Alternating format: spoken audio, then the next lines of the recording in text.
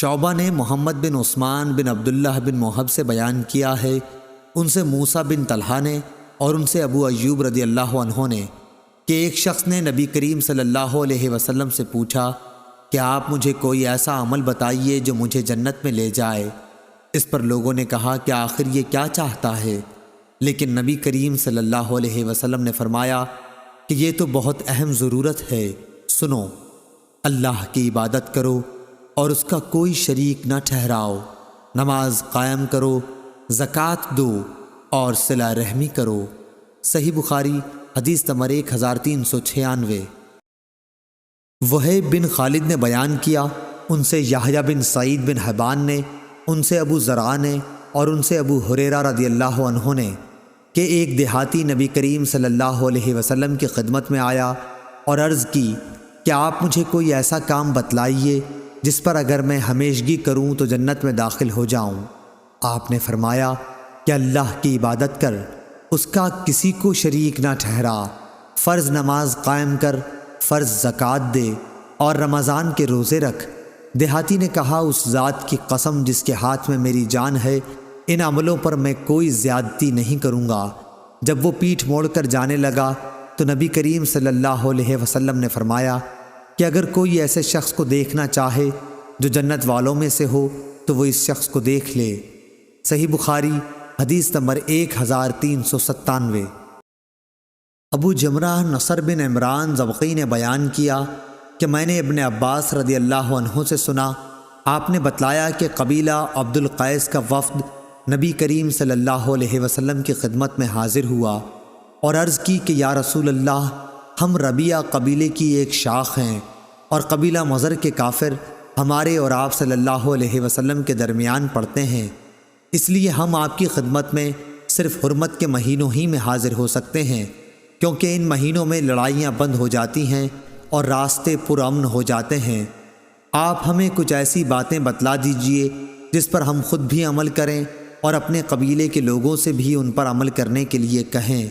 جو ہمارے ساتھ نہیں آ سکے ہیں۔ حضرت صلی اللہ علیہ وسلم نے فرمایا کہ میں تمہیں 4 باتوں کا حکم دیتا ہوں اور 4 چیزوں سے روکتا ہوں: اللہ تعالیٰ پر ایمان لانے اور اس کی وحدانیت کی شہادت دینے کا۔ یہ کہتے ہوئے آپ نے اپنی انگلی سے ایک طرف اشارہ کیا، نماز قائم کرنا، پھر زکوٰۃ ادا کرنا اور مال غنیمت سے 5واں حصہ ادا کرنے کا حکم دیتا ہوں، اور میں تمہیں کدو کے تومبی سے اور ہنتم سبز رنگ کا چھوٹا سا مرتبان جیسا گھڑا، نقیر کھجور کی جڑ سے کھودا ہوا ایک برتن، زفت لگا ہوا برتن، زفت بصرہ میں ایک قسم کا تیل ہوتا تھا، کے استعمال سے منع کرتا ہوں۔ سلیمان اور ابو نعمان نے حماد کے واسطے سے یہی روایت اس طرح بیان کی ہے: الایمان باللہ شہادہ ان لا الہ الا اللہ، یعنی اللہ پر ایمان لانے کا مطلب لا الہ الا اللہ کی گواہی دینا۔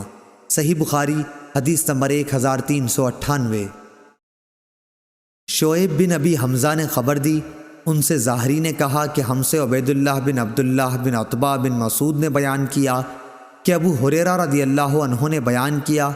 کہ جب رسول اللہ صلی اللہ علیہ وسلم فوت ہو گئے اور ابو بکر رضی اللہ عنہ خلیفہ ہوئے تو عرب کے کچھ قبائل کافر ہو گئے اور کچھ نے زکوٰۃ سے انکار کر دیا، اور حضرت ابو بکر نے ان سے لڑنا چاہا تو عمر رضی اللہ عنہ نے فرمایا کہ آپ رسول اللہ صلی اللہ علیہ وسلم کے اس فرمان کی موجودگی میں کیوں کر جنگ کر سکتے ہیں؟ مجھے حکم ہے لوگوں سے اس وقت تک جنگ کروں جب تک کہ وہ لا الہ الا اللہ کی شہادت نہ دے دیں،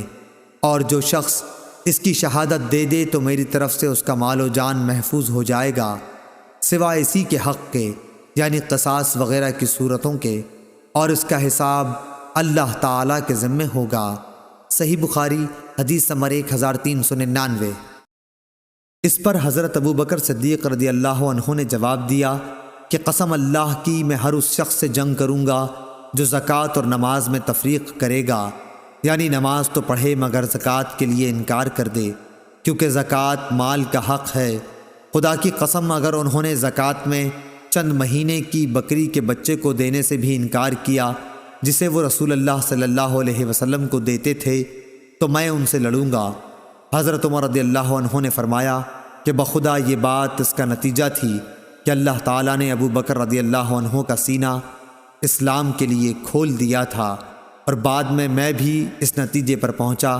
کہ ابو بکر رضی اللہ عنہ ہی حق پر تھے۔ صحیح بخاری حدیث نمبر 1400۔